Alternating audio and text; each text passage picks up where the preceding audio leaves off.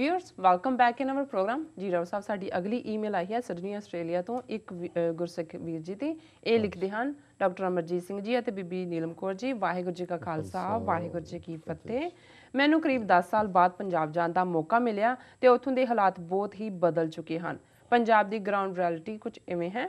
ਪੰਜਾਬ ਵਿੱਚ ਨਸ਼ੇ ਦੀ ਤੇ ਗੱਲ ਕੋਈ ਕਰਨ ਵਾਲੀ ਹੀ ਨਹੀਂ। ਉੱਥੋਂ ਦੀਆਂ ਲਗਭਗ ਸਾਰੀਆਂ ਸੜਕਾਂ ਦੇ ਦੋਨੋਂ ਪਾਸੇ ਸੰਗਨੀ ਭੰਗ ਦੇ ਬੂਟੇ ਹਨ ਜੋ ਕਿ ਮੈਨੂੰ ਭਾਰਤ ਸਰਕਾਰ ਵੱਲੋਂ ਬੀਜੇ ਗਏ ਲੱਗਦੇ ਹਨ। ਹਰ ਪਿੰਡ ਵਿੱਚ 3-4 ਘਰ ਨਸ਼ਾ ਵੇਚਦੇ ਹਨ ਤੇ ਕਾਨੂੰਨ ਨਾਮ ਦੀ ਕੋਈ ਚੀਜ਼ ਨਹੀਂ। ਥੋੜਾ ਹਨੇਰਾ ਹੁੰਦੇ ਹੀ ਨਸ਼ੇੜੀ ਲੁੱਟ ਖੋਹ ਕਰਨ ਲਈ ਸੜਕਾਂ ਅਤੇ ਪੁਲਾਂ ਤੇ ਆ ਕੇ ਖਲੋ ਜਾਂਦੇ ਹਨ। ਸਾਡੇ ਪਿੰਡਾਂ ਵੱਲ ਤੇ ਸਿਖਰ ਦੁਪਹਿਰ ਨੂੰ ਵੀ ਰਾਹਗੀਰਾਂ ਨੂੰ ਸੁਨਸਾਨ ਵੇਖ ਕੇ ਲੁੱਟ ਲਿਆ ਜਾਂਦਾ ਹੈ। ਚਿੱਟਾ ਸਭ ਤੋਂ ਵੱਧ ਵਿਕਦਾ ਹੈ ਤੇ ਡੋਡੇ ਸ਼ਰਾਬ ਤੇ ਨਵੀਂ ਪੀੜ੍ਹੀ ਨੂੰ ਪਚਦੇ ਹੀ ਨਹੀਂ। ਜਿਹੜੇ ਲੋਕ ਚਿੱਟਾ ਪੀਂਦੇ ਹਨ ਉਹਨਾਂ ਦੇ ਡੇਲੇ ਅਸਮਾਨੀ ਲੱਗੇ ਰਹਿੰਦੇ ਹਨ ਤੇ ਅੱਖਾਂ ਨਹੀਂ ਚਮਕਦੇ ਅਤੇ ਉਹਨਾਂ ਨੂੰ ਦੀਨ ਦੁਨੀਆ ਦੀ ਕੋਈ ਖਬਰ ਨਹੀਂ। ਲੋਕਾਂ ਵਿੱਚ ਅਜੀਬ ਜਿਹੀ ਨਿਰਾਸ਼ਾ ਤੇ ਫਰਸਟ੍ਰੇਸ਼ਨ ਹੈ। ਰਿਸ਼ਤੇ ਨਾਤੇ ਨਾਲੋਂ ਪੈਸਾ ਜ਼ਿਆਦਾ ਜ਼ਰੂਰੀ ਹੋ ਗਿਆ ਹੈ। ਜਦੋਂ ਮੈਂ ਹਰਿਮੰਦਰ ਸਾਹਿਬ ਗਿਆ ਤੇ ਵੇਖਿਆ ਕਿ ਹਰਿਮੰਦਰ ਸਾਹਿਬ ਦੇ ਬਾਹਰ ਕੰਸਟਰਕਸ਼ਨ ਵਰਕ ਚੱਲ ਰਿਹਾ ਸੀ। ਕਿਸੇ ਨੂੰ ਪੁੱਛਣ ਤੇ ਪਤਾ ਲੱਗਾ ਕਿ ਹਰਿਮੰਦਰ ਸਾਹਿਬ ਦੇ ਬਾਹਰ ਕੋਈ ਅਜੂਬਾ ਟਾਈਪ ਮਾਲ ਬਣ ਰਿਹਾ ਹੈ। ਮੈਨੂੰ ਲੱਗਦਾ ਹੈ ਕਿ ਇਹ ਮਾਲ ਬਣ ਜਾਣ ਨਾਲ ਹਰਿਮੰਦਰ ਸਾਹਿਬ ਦੀ ਦਿੱਖ ਨੂੰ ਢਾਲ ਲੱਗੇਗੀ ਕਿਉਂਕਿ ਵੱਡੀ ਬਿਲਡਿੰਗ ਬਣਨ ਨਾਲ ਹਰਿਮੰਦਰ ਸਾਹਿਬ ਉਸ ਦੇ ਪਿੱਛੇ ਲੁਕ ਜਾਵੇਗਾ। ਪਰ ਜੇ ਕਿਤੇ ਭਾਰਤ ਸਰਕਾਰ ਦਾ ਦਿਮਾਗ ਖਰਾਬ ਹੋ ਜਾਵੇ ਫਿਰ ਉਸ ਮਾਲ ਉੱਪਰ ਭਾਰਤੀ ਫੌਜ ਦੇ ਮੋਰਚੇ ਬਹੁਤ ਹੀ ਇਫੈਕਟਿਵ ਤਰੀਕੇ ਨਾਲ ਬਣਾਏ ਜਾ ਸਕਦੇ ਹਨ। ਪਰ ਮੈਨੂੰ ਸਿੱਖਾਂ ਲਈ ਨਵੀਂ ਬਿਲਡਿੰਗ ਕੋਈ ਕਾਰਗਰ ਨਹੀਂ ਲੱਗੀ। ਮੈਨੂੰ ਇਸ ਬਿਲਡਿੰਗ ਦਾ ਕੰਮ ਪਲਾਨ ਲੱਗਦਾ ਹੈ। ਜੇ ਹਰਿਮੰਦਰ ਸਾਹਿਬ ਦੇ ਚਾਰ ਚੁਫੇਰੇ ਵੱਡੇ ਵੱਡੇ ਸ਼ਾਪਿੰਗ ਮਾਲ ਖੜੇ ਕਰ ਦਿੱਤੇ ਜਾਣਗੇ ਤਾਂ ਹਰਿਮੰਦਰ ਸਾਹਿਬ ਮਾਲ ਦੇ ਪਿੱਛੇ ਲੁਕ ਜਾਵੇਗਾ।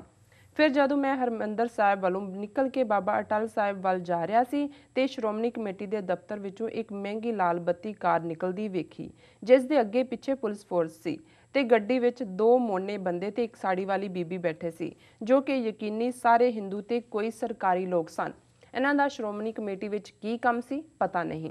ਪੰਜਾਬ ਵਿੱਚ ਸਭ ਨੂੰ ਪਤਾ ਹੈ ਕਿ ਉਹਨਾਂ ਨੂੰ ਬਰਬਾਦ ਕੀਤਾ ਜਾ ਰਿਹਾ ਹੈ ਤੇ ਨਸ਼ਾ ਵੀ ਅਕਾਲੀਆਂ ਦੀ ਹੀ ਕਰਤੂਤ ਹੈ। ਬਹੁਤ ਵੱਡੀ ਗਿਣਤੀ ਵਿੱਚ ਲੋਕ ਅਕਾਲੀਆਂ ਤੇ ਬਾਦਲ ਪਰਿਵਾਰ ਨੂੰ ਨਫ਼ਰਤ ਕਰਦੇ ਹਨ। ਸੁਣਿਆ ਹੈ ਕਿ ਸੁਖਬੀਰ ਦੁਨੀਆ ਦਾ ਸਭ ਤੋਂ ਅਮੀਰ ਸਿੱਖ ਬਣਨਾ ਚਾਹੁੰਦਾ ਹੈ, ਇਸ ਲਈ ਪੰਜਾਬ ਨੂੰ ਲੁੱਟ ਰਿਹਾ ਹੈ। ਬਾਕੀ ਬਠਿੰਡੇ ਸੀਟ ਦੀਆਂ ਵੋਟਾਂ ਵਿੱਚ ਅਕਾਲੀਆਂ ਨੇ 10,000 ਕਰੋੜ ਰੁਪਇਆ ਵੰਡਿਆ। ਲੋਕਾਂ ਨੂੰ 5 ਵੋਟਾਂ ਪਿੱਛੇ ਮੋਟਰਸਾਈਕਲ ਤੇ 10 ਵੋਟਾਂ ਪਿੱਛੇ ਆਲਟੋ ਕਾਰ ਦਿੱਤੀ ਹੈ। ਮੈਨੂੰ ਇਹ ਵੀ ਪਤਾ ਲੱਗਿਆ ਹੈ ਕਿ ਸ਼੍ਰੋਮਣੀ ਕਮੇਟੀ ਦੇ ਪੈਸੇ ਨਾਲ ਪੰਜਾਬ ਪੁਲਿਸ ਅਤੇ ਪੰਜਾਬ ਦੇ ਟੀਚਰਾਂ ਨੂੰ ਤਨਖਾਹਾਂ ਦਿੱਤੀਆਂ ਜਾਂਦੀਆਂ ਹਨ ਤੇ ਇਹ ਦੋਵੇਂ ਮਹਿਕਮੇ ਸੰਗਤ ਦੇ ਪੈਸੇ ਨਾਲ ਚੱਲਦੇ ਹਨ। ਬਾਕੀ ਹੁਣ ਜੋ ਵੀ ਸ਼੍ਰੋਮਣੀ ਕਮੇਟੀ ਵਿੱਚ ਨਵੀਂ ਭਰਤੀ ਕੀਤੀ ਗਈ ਹੈ ਉਹ ਮੱਕੜ ਦੇ ਬੰਦੇ ਹਨ ਜਿਸ ਨੂੰ ਮੱਕੜ ਸੈਨਾ ਕਿਹਾ ਜਾਂਦਾ ਹੈ। ਮੱਕੜ ਦੀ ਮਜੀਠੀਏ ਨਾਲ ਬਹੁਤ ਹੀ ਨੇੜਤਾ ਹੈ। ਉਹ ਮੱਕੜ ਦੇ ਬੰਦੇ ਨੇੜਤਾ ਹੈ ਅਤੇ ਉਹ ਮੱਕੜ ਦੇ ਬੰਦੇ ਹਨ ਜਿਸ ਨੂੰ ਮੱਕੜ ਸੈਨਾ ਕਿਹਾ ਜਾਂਦਾ ਹੈ। ਮੱਕੜ ਦੀ ਮਜੀਠੀਏ ਨਾਲ ਬਹੁਤ ਹੀ ਨੇੜਤਾ ਦੱਸੀ ਜਾਂਦੀ ਹੈ।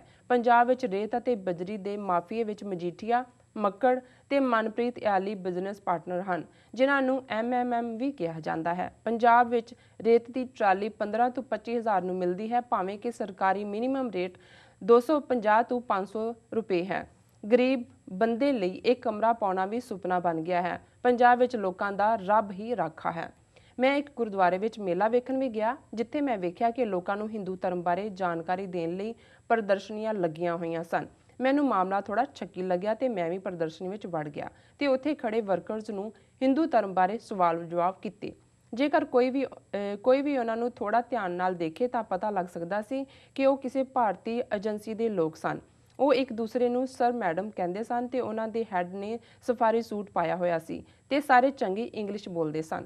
ਇੱਕ ਹੋਰ ਜ਼ਰੂਰੀ ਗੱਲ ਕਿ ਮੈਨੂੰ ਲੱਗਦਾ ਹੈ ਕਿ 6 ਜੂਨ ਨੂੰ RSS ਵਾਲੇ ਹਰਿਮੰਦਰ ਸਾਹਿਬ ਦੇ ਬਾਹਰ ਹੁੱਲੜਬਾਜ਼ੀ ਕਰਨਗੇ ਤੇ ਹੋ ਸਕਦਾ ਹੈ ਕਿ ਹਰਿਮੰਦਰ ਸਾਹਿਬ ਦੇ ਅੰਦਰ ਵੜਨ ਦੀ ਕੋਸ਼ਿਸ਼ ਵੀ ਕਰਨ ਕਿਉਂਕਿ ਹੁਣੇ ਉਹਨਾਂ ਦੀ ਸਰਕਾਰ ਬਣੀ ਹੈ ਤੇ ਕੱਲ ਹੀ ਰਾਧਾ ਸਵਾਮੀ ਡੇਰੇ ਦੇ ਮੁਖੀ ਨਾਲ RSS ਦੇ ਮੁਖੀ ਨੇ ਬੰਦ ਕਮਰਾ ਮੁਲਾਕਾਤ ਵੀ ਕੀਤੀ ਹੈ ਜਿਸ ਦੇ ਨਤੀਜੇ ਜਲਦ ਹੀ ਵੇਖਣ ਨੂੰ ਮਿਲਣਗੇ। ਅਮਰੀਕਾ ਦੀ ਸਹਾਇਕ ਵਿਦੇਸ਼ ਮੰਤਰੀ ਨਿਸ਼ਾ ਦੇਸਾਈ ਬਿਸਾਵਲ 6 ਤੋਂ 9 ਜੂਨ ਤੱਕ ਭਾਰਤ ਦੇ ਦੌਰੇ ਤੇ ਜਾ ਰਹੀ ਹੈ ਜਿਸ ਦਾ ਮੈਨੂੰ ਪਹਿਲੇ ਤੋਂ ਹੀ ਅੰਦਾਜ਼ਾ ਸੀ ਤੇ ਹੁਣ ਤੱਕ ਸਾਰੀਆਂ 5 ਪੋਲੀਟੀਕਲ ਪ੍ਰੈਡਿਕਸ਼ਨ ਵਿੱਚੋਂ ਅਪਰੋਕਸ 4 ਠੀਕ ਹੋ ਚੁੱਕੀਆਂ ਹਨ ਤੇ ਮੈਨੂੰ ਲੱਗਦਾ ਹੈ ਕਿ ਮੈਂ ਟੈਸਟ ਵਿੱਚੋਂ ਪਾਸ ਹਾਂ। ਬਾਕੀ ਤੁਸੀਂ ਦੱਸ ਦਿਓ। ਵਾਹਿਗੁਰੂ ਜੀ ਕਾ ਖਾਲਸਾ ਵਾਹਿਗੁਰੂ ਜੀ ਕੀ ਫਤਿਹ। ਜੀ ਡਾਕਟਰ ਸਾਹਿਬ ਇਹਨਾਂ ਦਾ ਵੀਰ ਜੀ ਦਾ ਬਹੁਤ ਬਹੁਤ ਧੰਨਵਾਦ।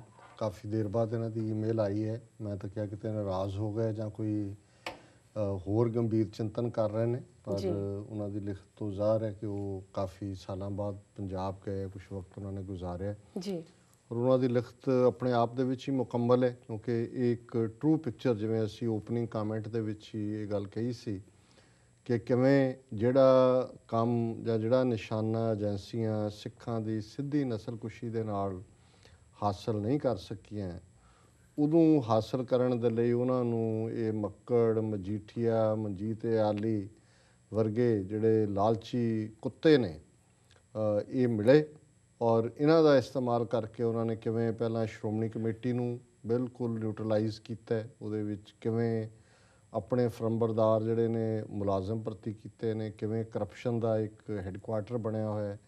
ਜੇ ਕੋਈ ਸਕੈਂਡਲ ਸਾਹਮਣੇ ਆਉਂਦਾ ਜਿਵੇਂ ਪਿੱਛੇ ਗੁਰੂ ਰਾਮਦਾਸ ਹਸਪੀਟਲ ਦੇ ਹਵਾਲੇ ਨਾਲ ਆਇਆ ਸੀ ਜਾਂ ਉਸ ਤੋਂ ਪਹਿਲਾਂ ਬਾਬਾ ਬੰਦਾ ਸਿੰਘ ਬਹਾਦਰ ਇੰਜੀਨੀਅਰਿੰਗ ਕਾਲਜ ਫਤਿਹਗੜ੍ਹ ਸਾਹਿਬ ਦੇ ਹਵਾਲੇ ਨਾਲ ਆਇਆ ਸੀ ਜਾਂ ਬੰਬਈ ਖਾਲਸਾ ਕਾਲਜ ਦੇ ਵਿੱਚ ਕਿਵੇਂ ਪ੍ਰਿੰਸੀਪਲ ਐਡਮਿਸ਼ਨ ਦੇ ਲਈ ਪੈਸੇ ਲੈ ਰਿਹਾ, ਤਾਂ ਇੱਕ ਅੱਧੇ ਦਿਨ ਖਬਰ ਹੁੰਦੀ ਹੈ ਕਿ ਜੀ 48 ਕਮੇਟੀ ਬਣਾ ਦਿੱਤੀ ਹੈ, ਫਿਰ ਉਹ ਸਭ ਠੱਪ ਠਪਾ ਹੋ ਜਾਂਦਾ ਹੈ ਕਿਉਂਕਿ ਇਹ ਸਾਰੇ ਹੀ ਰਲੇ ਹੋਏ ਨੇ ਔਰ ਇਹਦੇ ਵਿੱਚ ਕੋਈ ਸ਼ੱਕ ਨਹੀਂ ਹੈ ਕਿ ਅੱਜ ਪੈਸਾ ਪੰਜਾਬ ਸਰਕਾਰ ਦਾ ਲੁੱਟਣਾ ਹੋਏ ਜਿਹੜੀ ਟੈਕਸ ਪੇਅਰਸ ਮਨੀ ਹੈ ਜੀ, ਜਾਂ ਸ਼੍ਰੋਮਣੀ ਕਮੇਟੀ ਦੀ ਗੋਲਕ ਜਿਹੜੀ ਕਿ ਸਿੱਖਾਂ ਦੀ ਦਸਵੰਧ ਦੀ ਮਨੀ ਹੈ, ਉਹਨੂੰ ਬੇਗੈਰਤੀ ਦੇ ਨਾਲ ਇਹ ਜਿਹੜੇ ਨੇ ਲੁੱਟ ਰਹੇ ਨੇ ਔਰ ਉਹਨਾਂ ਨੂੰ ਕੋਈ ਕਿਸੇ ਕਿਸਮ ਦਾ ਡਰ ਭੈ ਖੌਫ ਨਹੀਂ ਹੈ ਜੀ ਉਹਨਾਂ ਨੇ ਬਿਲਕੁਲ ਠੀਕ ਕਿਹਾ ਕਿ ਪੰਜਾਬ 'ਚ ਨਸ਼ੇੜੀਆਂ ਨੇ ਟੇਕ ਓਵਰ ਕੀਤਾ ਹੋਇਆ ਹੈ, ਲੁੱਟਾਂ ਖੋਹਾਂ ਉਹ ਤਾਂ ਅਖਬਾਰਾਂ ਭਰੀਆਂ ਹੁੰਦੀਆਂ ਨੇ, ਕਿੰਨਾ ਜ਼ਿਆਦਾ ਕ੍ਰਾਈਮ ਹੈ ਬਾਹਰ। ਇਹ ਜਿਹੜੀ ਮਾਲ ਬਣਾਉਣ ਦੀ ਲਾਈਨ ਵੀ ਹੈ ਇਹ ਵੀ ਇਸ ਲੈਂਡ ਮਾਫੀਆ 'ਚੋਂ ਹੀ ਨਿਕਲੀ ਹੈ ਔਰ ਉੱਥੇ ਜਿਨ੍ਹਾਂ ਨੂੰ ਦੁਕਾਨਾਂ ਵੀ ਅਲਾਟ ਕਰਨੀਆਂ ਨੇ, ਬਣਾਉਣ ਦਾ ਕੰਸਟਰਕਸ਼ਨ ਹਰ ਇੱਕ ਦੇ ਵਿੱਚ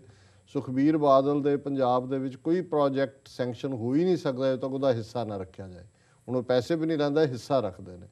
ਸੋ ਜ਼ਾਹਰ ਹੈ ਵੀ ਏਜੰਸੀਆਂ ਨੂੰ ਵੀ ਸੂਟ ਕਰਦਾ, ਭਾਵੇਂ ਉਹ ਉਹਦੀ ਦਿੱਖ ਖਰਾਬ ਕਰਨ, ਹਰਿਮੰਦਰ ਸਾਹਿਬ ਦੀ ਬਿਲਡਿੰਗਾਂ ਉੱਚੀਆਂ ਬਣਾ ਕੇ ਜਾਂ ਕੱਲ੍ਹ ਨੂੰ ਪੈਰਲਲ ਉਸ ਤੋਂ ਉੱਚੀ ਉਹਨਾਂ ਦੇ ਕੋਲ ਮੋਰਚਾਬੰਦੀ ਕਰਨ ਦੇ ਲਈ, ਮੋਰਚੇ ਬਣਾਉਣ ਦੇ ਲਈ ਥਾਂ ਹੋਏ। ਜੀ ਜੀ ਔਰ ਜਿਸ ਤਰੀਕੇ ਨਾਲ ਉਹਨਾਂ ਨੇ ਕਿਹਾ ਵੀ ਲੋਕ ਨਫ਼ਰਤ ਕਰਦੇ ਨੇ ਬਾਦਲ ਖਿਆਂ ਨੂੰ, ਜੇ ਅੱਜ ਆਮ ਆਦਮੀ ਪਾਰਟੀ 4 ਪਾਰਲੀਮੈਂਟ ਦੀਆਂ ਸੀਟਾਂ ਔਰ 25% ਵੋਟ ਬੈਂਕ ਲੈ ਗਈ ਬਿਨਾਂ ਕਿਸੇ ਬਹੁਤੀ ਤਿਆਰੀ ਤੋਂ, ਤੇ ਇਹ ਉਸ ਨਫ਼ਰਤ ਦਾ ਹੀ ਨਤੀਜਾ ਹੈ। ਔਰ ਗੁਰਦੁਆਰਿਆਂ 'ਚ ਹਿੰਦੂ ਧਰਮ ਦੀ ਐਗਜ਼ੀਬਿਸ਼ਨ ਲੱਗਣਾ ਇਹ ਆਪਣੇ ਆਪ 'ਚ ਹੀ ਸਾਬਤ ਕਰਦਾ ਵੀ ਕਿਵੇਂ ਜਿਵੇਂ ਆਸ਼ੂਤੋਸ਼, ਕੂੜ ਸੌਦਾ, ਭਨਿਆਰਾ ਇਹ ਸਾਰੇ ਉਹਨਾਂ ਨੇ ਸੁੱਟੇ ਸੀ। ਹੁਣ ਜਿਹੜੇ ਥੋੜ੍ਹੇ ਬਹੁਤ ਪੜ੍ਹੇ ਲਿਖੇ ਬੱਚੇ ਬੱਚੀਆਂ ਨੇ ਉਹਨਾਂ ਨੂੰ ਅਟਰੈਕਟ ਕਰਨ ਦੇ ਲਈ ਪਹਿਲਾਂ ਤਾਂ ਇਹ ਸਾਰੇ ਟੀਵੀ ਦੇ ਉੱਤੇ ਕੋਈ ਮੁਰਲੀ ਮਨੋਹਰ, ਹੁਣ ਉਹਦੇ ਰਾਮਦੇਵ ਦੇ ਕੈਂਪ ਆਪ ਲਾਉਂਦੇ ਰਹੇ ਨੇ, ਮਹੇਸ਼ ਯੋਗੀ ਦਾ ਵਕਤ ਲੰਘ ਗਿਆ, ਉਹ ਸ਼੍ਰੀ ਸ਼੍ਰੀ ਸ਼੍ਰੀ ਸ਼੍ਰੀ ਸ਼੍ਰੀ ਸ਼੍ਰੀ ਰਵੀ ਸ਼ੰਕਰ ਜਿਹਦੇ ਪੈਰਾਂ 'ਚ ਜਾ ਕੇ ਬੈਠੇ ਹੁੰਦੇ ਨੇ। ਇਹ ਹੁਣ ਕੋਈ ਹੋਰ ਗਰੁੱਪ ਹੋਣਾ ਸਰ ਮੈਡਮ ਕਰਨ ਵਾਲਾ ਸਫਾਰੀ ਸੂਟ ਪਾ ਕੇ ਜਿਹੜੇ ਲੱਗੇ ਹੋਏ ਨੇ। ਔਰ 6 ਜੂਨ ਦੇ ਹਵਾਲੇ ਨਾਲ ਅੱਜ 5 ਜੂਨ ਹੈ, ਹੋਪਫੁਲੀ ਜਿਹੜਾ ਪ੍ਰੋਟੈਸਟ ਤਾਂ ਉਹਨਾਂ ਦਾ ਪੀਸਫੁਲ ਰਿਹਾ ਜਿਹੜਾ ਮਾਰਚ ਸੀ, ਤੇ ਅਸੀਂ ਆਸ ਕਰਦੇ ਹਾਂ ਵੀ ਮੇਬੀ 6 ਜੂਨ ਪੀਸਫੁਲ ਹੋਏ ਜੀ। ਸੋ ਬਾਕੀ ਜਿਵੇਂ ਉਹਨਾਂ ਨੇ ਕਿਹਾ ਵੀ ਉਹਨਾਂ ਦੀਆਂ ਪ੍ਰੈਡਿਕਸ਼ਨਸ ਠੀਕ ਨੇ, ਬਿਲਕੁਲ ਤੁਸੀਂ ਬਹੁਤ ਸਿਆਣਪ ਦੇ ਨਾਲ, ਤੁਹਾਡੀ ਗੁਰੂ ਨੇ ਤੁਹਾਨੂੰ ਐਨਾਲਿਟੀਕਲ ਮਾਈਂਡ ਦਿੱਤਾ ਹੈ, ਤੁਸੀਂ ਪੜਚੋਲਾਤਮਕ ਤਰੀਕੇ ਦੇ ਨਾਲ ਜਿਹੜਾ ਸਾਰੀ ਗੱਲ ਨੂੰ ਲਿਖਿਆ। ਔਰ ਅਸੀਂ ਚਾਹਾਂਗੇ ਵੀ ਇਹ ਤਾਂ ਚਲੋ ਤੁਸੀਂ ਅੱਜ ਜਰਨਲਾਈਜ਼ ਕੀਤਾ, ਤੁਸੀਂ ਪੰਜਾਬ 'ਚ ਕੁਝ ਸਮਾਂ ਗੁਜ਼ਾਰਿਆ ਤੇ ਆਪਣੇ ਸਪੈਸੀਫਿਕ ਜਿਹੜੇ ਤੁਹਾਡੇ ਐਕਸਪੀਰੀਅੰਸ ਨੇ ਤੇ ਉਹਦੇ ਨਾਲ ਸੋਲਿਊਸ਼ਨ ਲਾਈਨ ਵੀ ਕੀ ਹੋਏ ਉਸ ਨਾਲ ਵੀ ਸਾਡੇ ਦਰਸ਼ਕਾਂ ਸਰੋਤਿਆਂ ਨੂੰ ਜੋੜੋ। ਸੋ ਇਹਨਾਂ ਵੀਰ ਜੀ ਦਾ ਜਿਹੜੇ ਕਿ ਈਵਨ ਆਪਣਾ ਨਾਮ ਵੀ ਦੀ ਵੀ ਕੋਈ ਪਬਲਿਸਿਟੀ ਨਹੀਂ ਫੋਕੀ ਚਾਹੁੰਦੇ, ਹਾਂਜੀ। ਸੋ ਇਹਨਾਂ ਦਾ ਬਹੁਤ ਬਹੁਤ ਧੰਨਵਾਦ, ਇਹਨਾਂ ਨੇ ਸਾਨੂੰ ਲਿਖਿਆ। ਜੀ ਡਾਕਟਰ ਸਾਹਿਬ ਨਾਲ ਲੈਂਦੇ ਹਾਂ ਬ੍ਰੇਕ। ਵੀਅਰਸ ਤੁਸੀਂ ਸਾਡੇ ਨਾਲ ਇਸ ਤਰ੍ਹਾਂ ਬਣੇ ਰਹੋ, ਮਿਲਦੇ ਹਾਂ ਛੋਟੇ ਜਿਹੇ ਵਕਫੇ ਤੋਂ ਬਾਅਦ।